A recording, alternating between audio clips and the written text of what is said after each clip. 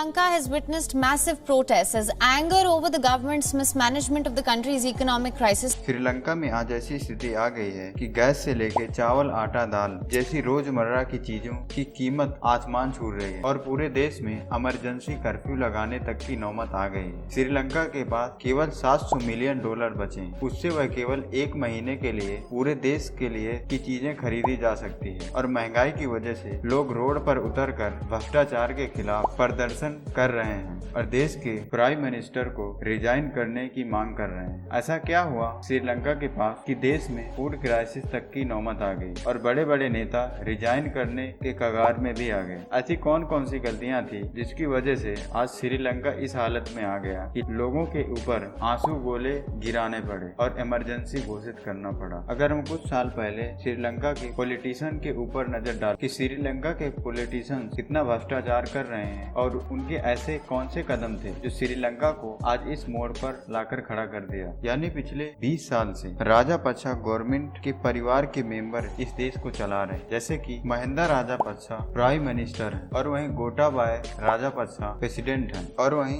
Basil Rajapaksa finance minister है, चमल Rajapaksa education minister है। ये कहना झूठ नहीं होगा कि राजापक्सा खानदान पूरे श्रीलंका को हैंडल कर रहा है, यानी कि जितनी बड़ी बड़ी पोस्ट है वहाँ पे राजापक्सा खानदान के लोग चला रहे हैं। यहाँ तक कि इनके लड़के भी कई बड़ी बड़ी पोस्ट में मौजूद। और ऐसा इन्होंने क्या किया जो इकोनॉमी इतनी गिर गई श्रीलंका की। लगभग 3 दशक से सिविल वॉर जिसमें 40,000 से ज्यादा तमिल वासियों को अपनी जान से हाथ धोना पड़ा था और श्रीलंकन गवर्नमेंट को बहुत बड़ा झटका लगा इतने लोगों को बम से उड़ाने के बाद। और सबसे बुरी बात, श्रीलंका कभी इंटरनेशनल जांच के लिए एग्री नहीं किया कि इतने लोगों की यहाँ पे जान गई और भले ही राजपक्सा सरकार तमिल वासियों को हटाने में कामयाब रहे, लेकिन श्रीलंकन इकोनॉमी को एक बहुत बड़ा झटका लगा। गोटाबाया राजापक्सा जिन्होंने 2019 में प्रेसिडेंट की कुर्सी संभालते ही उन्होंने विरोधी पार्टी मेंबरों को मारने के आरोप लगे हैं और कई आम आदमी लोगों के मर्डर करने के भी आरोप लगे हैं। और अब आ जाते हैं फाइनेंस मिनिस्टर बासिल राजापक्सा और आज की गिरती इकोनॉमी में इनका बहुत बड़ा रोल है। इनको मिस्टर 10% के नाम से भी जाना जाता है क्योंकि जितने भी प्रोजेक्ट चालू होते हैं इनका 10% का करप्शन कमीशन होता है। अब जब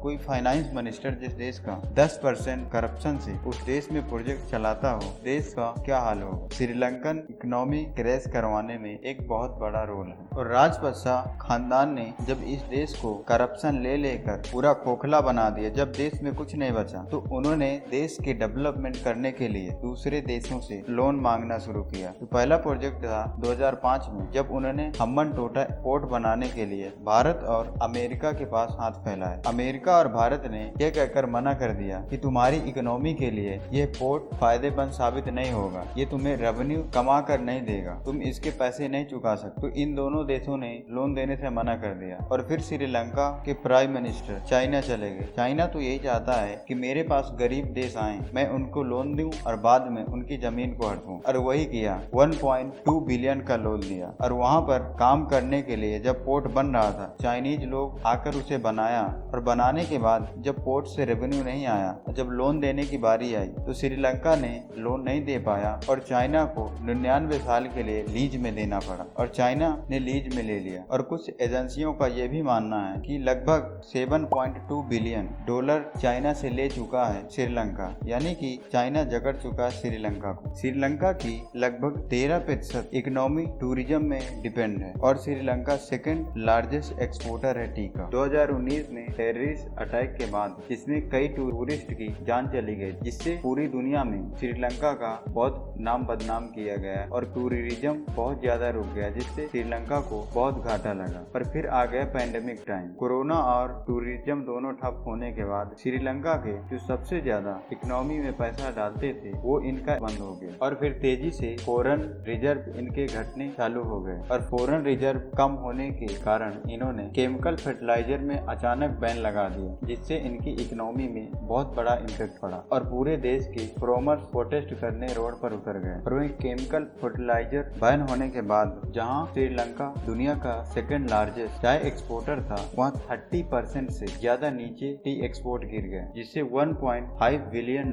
हर साल का रेवेन्यू कमाता था श्रीलंका चाय के एक्सपोर्ट से, वो मिट्टी में मिला दिया। और जहाँ पे चावल अपने देश के खाने के लिए पर्याप्त उगा लेता था, यानी कि चावल की मात्रा सफिशिएंट कर लेता था, वहाँ पर 20% चावल इंपोर्ट करने पड़े, यानी कि जो फॉरेन रिजर्व था उस चावल खरीदने पड़े, जो चावल पूरे देश में पहले खाने के लिए खुद ही पैदा कर लेता। फॉरेन रिजर्व न होने के कारण बाहर से माल इंपोर्ट नहीं कर पा रहे और इसकी वजह से श्रीलंका में इन्फ्लेशन की वजह से महंगाई बढ़ रही है और महंगाई की वजह से श्रीलंकन रुपी नीचे गिर रही है, यानी कि जिसको डॉलर में पेमेंट करनी है वो रुपी नीचे घट रही है, तो उसकी वजह से श्रीलंकन रुपी में ज्यादा पैसे देने पड़ रहे हैं। और अब श्रीलंका को $7 बिलियन 2022 में देने हैं और $1 बिलियन की जुलाई में एक इंस्टॉलमेंट है। और अब श्रीलंका इंटरनेशनल कर्ज लेने के लिए जैसे भारत, अमेरिका जैसे बड़े देशों से हाथ फैला रहा है। भारत ने भी उसे फिलहाल 4000 करोड़ रुपए दिए हैं और तेल भी दिया है और कई चीजों से भारत श्रीलंका की मदद कर रहा है। श्रीलंकन इकोनॉमी को